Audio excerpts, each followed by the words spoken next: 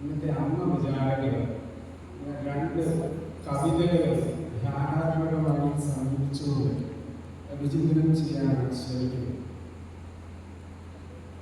സമയപരിധിയോളം കാണാമെന്ന് വേഗത്തിലായി മറന്നുപോകും. ആദ്യത്തെ കവിത എഴുതിയത് സിസ്റ്റർ മേരി ബെനിഗ്നയാണ്. ഇവിടെ സംബന്ധിച്ചിരിക്കുന്ന ഭൂരിപക്ഷം ആളുകൾക്കും സിസ്റ്റർ മേരി ബെനിഗ്നയെ സുപരിചിതരായിരിക്കുമെന്ന് ഞാൻ കരുതുന്നു. ഇനി ആരെങ്കിലും സിസ്റ്റർ മേരി ബെനിഗ്നയെ അറിയാവുന്നവരായിട്ടുണ്ടെങ്കിൽ അവിടെ അറിയിക്കാൻ രണ്ട് മാത്രം. സിസ്റ്റർ മേരി ബെനിഗ്ന മലയാള സാഹിത്യത്തിലെ ഒരു മഹാകാവ്യത്രിയായിരുന്നു. ഒരു കാവ്യത്രി എന്ന പദം ഉപയോഗിക്കാവുന്നതുകൊണ്ട് കവിയായിരുന്നു, മഹാകവിയായിരുന്നു. മഹാകാവ്യങ്ങൾ എഴുതുമ്പോഴാണ് ഒരാൾ മഹാകവിയാകുന്നത്. സിസ്റ്റർ രണ്ട് മഹാകാവ്യങ്ങൾ രചിച്ചിട്ടുണ്ട്. മഹാകാവ്യം, ഗാന്ധിജയന്തി മഹാകാവ്യം. സിസ്റ്ററിന്റെ ഏറ്റവും പ്രശസ്തമായ കവിത ലോകമേ യാത്ര എന്നുള്ളതാണ്. സിസ്റ്ററിന്റെ പൂർവാശ്രമത്തെ കുറിച്ച് സിസ്റ്റർ സന്യസ്ത ജീവിതത്തിലേക്ക് പ്രവേശിക്കുന്നതിന് മുമ്പ് എഴുതിയ കവിതയാണ്. കുട്ടികൾ ആലപിച്ച് സമ്മാനങ്ങളുള്ള ആളാണ്. സിസ്റ്റർ 1899 ഇലഞ്ഞിയിൽ, എറണാകുളം ജില്ലയിലെ ഇലഞ്ഞിയിൽ ജനിച്ചു. 1985 ദിവംഗതയായി. സിസ്റ്ററിന്റെ 40ാം ചരമവാർഷികം നമ്മൾ ആചരിച്ചു വരികയാണ് കേരളസഭ. സിസ്റ്ററിന്റെ നൈരാത്യ എന്ന കവിതയാണ് നമ്മളിവിടെ പരിഗണിക്കുന്നത്. 1971 കവിത എഴുതിയത്. കവിത ആലപിക്കുന്നത് കവിയോടുള്ള ഒരു അനീതിയായിരിക്കും എന്നുള്ളത് കൊണ്ട് ഞാൻ കവിത വായിക്കുക മാത്രമായിരിക്കും ചെയ്യുക. മർത്യകുല രക്ഷവിരമോട് നിറവേറ്റാൻ മർദ്ദനം അനേക തലമേറ്റ് കുരിശിന്റെ നിത്യവടയിൽ ശിവനെ നോക്കിടവേ കണ്ണീർ വാർത്ത മര്യാദിക എനിക്ക് തുണയും ഘോര മരണത്തിൽ വിജയിച്ച നിജപുത്രൻ പാലിനെ വെടിഞ്ഞുയരുവാൻ മധുരരംഗം കൊണ്ടലിടയ്ക്ക് മറയുന്നത് വരയ്ക്കും കണ്ടു നിലകൊണ്ട ജനനത്തിൽ തുണയും. ഈ കവിതയെ ധ്യാനാത്മകമായി സമീപിക്കണമെന്ന് അഭ്യർത്ഥിക്കുകയാണ്.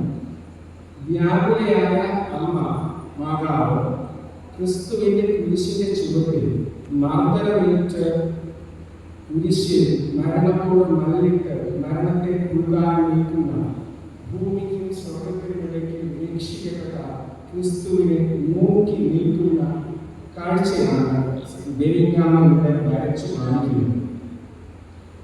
ക്രിസ്തുവിന്റെ ജീവിതത്തിലുടനീളം ക്രിസ്തുവിനെ അനുയാത്ര ചെയ്ത, നിശബ്ദയായി അനുയാത്ര ചെയ്ത ഒരമ്മയെ നമ്മളിവിടെ കാണുകയാണ്. അടുത്ത കവിത സമകാലിക മലയാള കവികളിൽ ഒരാളാകുന്ന പ്രൊഫസർ കൽപ്പറ്റ നാരായണന്റെ ആശ്വാസം എന്ന കവിതയാണ്.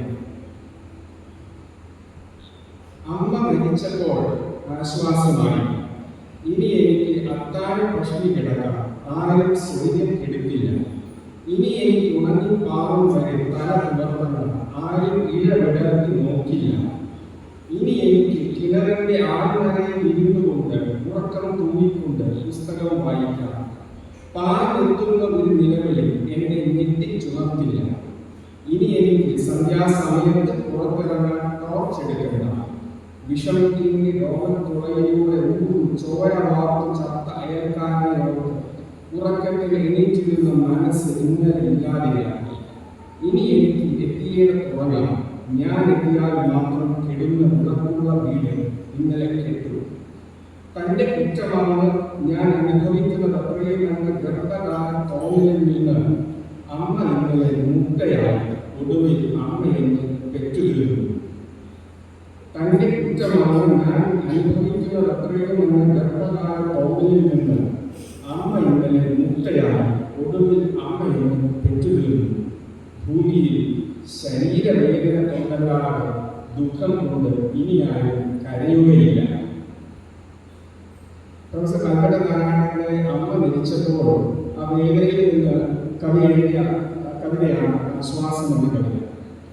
ഈ രണ്ട് കവിതയിലും നമ്മൾ കാണുക പുത്രനെ അഥവാ പുത്രിയെ കുറിച്ച് ഓർത്ത് വ്യഥയോടെ വ്യാകുലതയോട് ജീവിച്ച ഒരമ്മയാണ്. അങ്ങനെ നോക്കുമ്പോൾ ഈ രണ്ട് അമ്മമാരും ഒരേ അമ്മ തന്നെയാണ്. ഈ ഏകീഭാവത്തെ കുറിച്ചാണ് ഞാൻ പറയാൻ ശ്രമിക്കുന്നത്. മരിയാമിന്റെ പുറകിലെ അമ്മ ക്രിസ്തുവിനെ നിശബ്ദമായി അനുയാത്ര ചെയ്ത ഒരമ്മയാണ്. ആശ്വാസത്തിലെ അമ്മ മകനെ കുറിച്ച് ഇതുപോലെ വ്യഥയോടെ അനുയാത്ര ചെയ്ത വഴിക്കണ്ണോടെ കാത്തിരുന്ന ഒരമ്മയാണ്. ഈ രണ്ട് അമ്മമാരും ഒരേ അമ്മ തന്നെയാണ്. ഈ ഏകീഭാവം ആണ് വാസ്തവത്തിൽ ജപമാലയിലൂടെ നമ്മൾ സാർത്ഥകമാക്കാൻ ശ്രമിക്കുന്നത്. ജപമാലയുടെ സാക്ഷാത്കാരം എന്ന് പറയുന്നത് ഈ ഏകീഭാവമാണ്. ഭൂമിയിലെ അമ്മയെ സ്നേഹിക്കാതെ അഥവാ പിതാവിനെ സ്നേഹിക്കാതെ എങ്ങനെയാണ് നമ്മൾ കണ്ടിട്ടില്ലാത്ത ഒരു അമ്മയെ സ്നേഹിക്കുവാനായിട്ട് ശ്രമിക്കുന്നത്? ഭൂമിയിലെ അമ്മയെ പരിപാലിക്കാതെ സ്വർഗത്തിലെ അമ്മയോട് മാത്രമായ ഒരു സ്നേഹം കാത്തു പരിപാലിക്കാൻ സാധിക്കുകയില്ല. അങ്ങനെ വരുമ്പോൾ ഈ മരിയാമിന്റെ തുണയിലെ ആ അമ്മ മാതാവ് ഈ ആശ്വാസത്തിൽ എന്റെയും നിങ്ങളുടെയുമായ ഈ അമ്മയിൽ നിന്ന് ഒരുപാട് അകലെയായി പോവുകയാണ്. ഇനി ഈ വൈദ്യുതിയിലൂടെ നടത്തുന്ന ജപമാല അർപ്പണങ്ങൾ അത് നമ്മളെല്ലാവരും തന്നെ ഒരു തരത്തിലായാലും മറ്റൊരു തരത്തിൽ അങ്ങനെയാണ്. ആ ജപമാല അർപ്പണങ്ങൾ പലപ്പോഴും വൃഥ അധര വ്യായാമങ്ങളാവുകയും നിരർത്ഥകമാവുകയുമാണ് ചെയ്യുക. നമ്മളെ ഈ അമ്മയെ സ്വന്തം അമ്മയിൽ പരിശുദ്ധ ദൈവമാതാവിനെ കണ്ടെത്തുവാനുള്ള പരിശ്രമത്തിലേക്ക് ഒക്ടോബർ മാസം നമ്മെ ക്ഷണിക്കുന്നുണ്ട്. അപ്പോഴാണ് ഈ പ്രാർത്ഥന ഓണ്ടോളജിക്കലായിട്ട് സത്താമീമാംസപരമായിട്ട് പരാവർത്തനം ചെയ്യുന്നത്, ട്രാൻസ്മിറ്റേഷൻ സംഭവിക്കുന്നത്.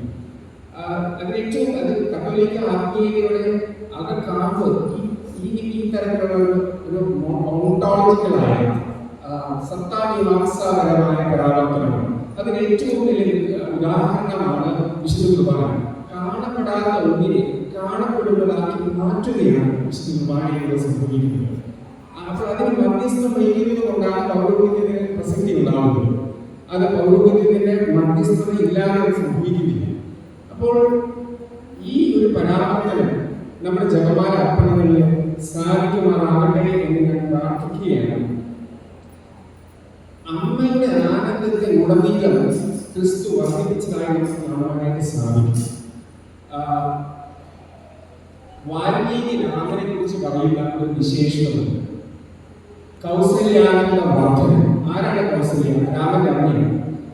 അമ്മയുടെ ആനന്ദത്തെ വർദ്ധിപ്പിച്ചവനാണ് രാമൻ എന്ന് വാൽമീകി പറഞ്ഞു നോക്കുകയാണ്. അതിൽ പരമൊരു വിശേഷം ഒരു പുത്രനും ലഭിക്കാനില്ല. ക്രിസ്തുവിനെ കുറിച്ച് ഇത് തന്നെ പറഞ്ഞു. കാനായിലെ കല്യാണം ഏറ്റവും നല്ല ഉദാഹരണമാണ്. കാനായിലെ കല്യാണത്തിൽ മാതാവ് ക്രിസ്തുവിനോട് പറയുന്നു, ഈ വീട്ടിൽ വീതി തീർന്നു. അപ്പൊ ഈ ക്രിസ്തുവിൽ ഒരു ദ്വന്ദ്വഭാവം, ഡയഫിസാറ്റ്. ക്രിസ്തു ഒരേ സമയം മനുഷ്യപുത്രനും അതേ സമയം ദൈവപുത്രനുമാണ്. അപ്പോൾ ഈ മനുഷ്യപുത്രൻ ഉടനെ പറയുകയാണ്, അതിന് നമുക്ക് എന്താണ്? കാരണം ഈ മനുഷ്യപുത്രൻ അറിയാം, അത്ഭുതം പ്രവർത്തിച്ചാൽ ആ നിമിഷത്തോടെ മനുഷ്യൻ മരണത്തിലേക്ക് നടന്നെടുക്കുന്നു. എന്നാൽ ഈ അമ്മ, ഈ ആശ്വാസത്തിലെ നമ്മുടെ അമ്മയാണ്. ആ അമ്മ അങ്ങനെ വിട്ടുകൊടുക്കില്ല. ദൈവപുത്രനായാലും പറഞ്ഞ കേൾക്കണം. അപ്പോൾ ഉടനെ അമ്മ പറയുകയാണ്, അവൻ പറയുന്നത് പോലും ചെയ്യുന്നു. പിന്നെ ക്രിസ്തുവിന്റെ മുമ്പിൽ മറ്റു മാർഗങ്ങളില്ല. ക്രിസ്തു അത്ഭുതം പ്രവർത്തിക്കുകയാണ്. ഈ വാസ്തവത്തിൽ അപ്പോൾ അമ്മക്കുണ്ടാവുന്ന ആനന്ദം അവർണ്ണനീയമാണ്. അത് മാത്രമല്ല, ഈ രക്ഷാകര പദ്ധതിയിൽ ഈ കാനായിലെ അത്ഭുതത്തിന് വലിയ പ്രസക്തിയുണ്ട്. ആ കാനായിലെ അത്ഭുതം വൈകിയിരുന്നെങ്കിൽ രക്ഷാകര പദ്ധതിയുടെ ആ ഒരു ക്രോണോളജിയിൽ ഒരു സമയക്രമത്തിലൊക്കെ ഒരുപാട് വ്യത്യാസം വരുമായിരുന്നു. അപ്പോൾ രക്ഷാകര പദ്ധതിയിൽ മാതാവ് കൃത്യമായി ചാലശക്തിയായി ഇടപെടുന്നത് നമുക്ക് അവിടെ കാണാനായിട്ട് സാധിക്കും. ഞാൻ ദീർഘിപ്പിക്കുന്നില്ല. ഹെബ്രായ ലേഖനം നമ്മോട് ആവശ്യപ്പെടുന്നത്, ഹെബ്രായ ലേഖനം 11-ാമത്തെ അധ്യായത്തിലെ 1-ാമത്തെ വാക്യം നമ്മൾ ആവശ്യപ്പെടുന്നത്, വിശ്വാസം എന്നത് പ്രത്യാശിക്കുന്നത് ലഭിക്കുമെന്ന് ഉറപ്പും കാണപ്പെടാത്തവ ഉണ്ട് എന്ന ബോധ്യവുമാണ് എന്നാണ്. ഈ കാണപ്പെടാത്തവ ഉണ്ട് എന്ന ബോധ്യം എന്നാൽ ഞാൻ പറയാൻ ശ്രമിക്കുന്നത് കാണപ്പെടുന്നതിലും കാണപ്പെടാത്തതിലും കണ്ടെത്തുമ്പോഴാണ് ഈ ഹെബ്രായ ലേഖനം സാക്ഷാത്കരിക്കപ്പെടുക. അപ്പോൾ നമ്മുടെ അമ്മയിൽ നമ്മൾ പരിശുദ്ധ ദൈവമാതാവിന്റെ സ്നേഹത്തെ കണ്ടെത്തുവാൻ ശ്രമിക്കുക എന്നുള്ളതാണ് ഈ ഒക്ടോബർ മാസം നമ്മൾ ആവശ്യപ്പെടുന്നത്. നമ്മുടെ അമ്മ പരിശുദ്ധ ദൈവമാതാവാണ് ആയി കഴിയും എന്നൊന്നുമല്ല ഞാൻ പറയാൻ ശ്രമിച്ചത്. പക്ഷെ ഈ അമ്മയെ സ്നേഹിക്കുന്നതിലൂടെ, ഭൂമിയിലെ അമ്മയെ അല്ലെങ്കിൽ ഭൂമിയിലെ പിതാവിനെ സ്നേഹിക്കുന്നതിലൂടെ നമ്മൾ സ്വർഗത്തിലെ അമ്മയെയും സ്വർഗത്തിലെ പിതാവിനെയുമാണ് സ്നേഹിക്കാൻ ശ്രമിക്കുന്നു. ഞാൻ ഉപസംഹരിക്കുകയാണ്. ഈ ഒക്ടോബർ മാസം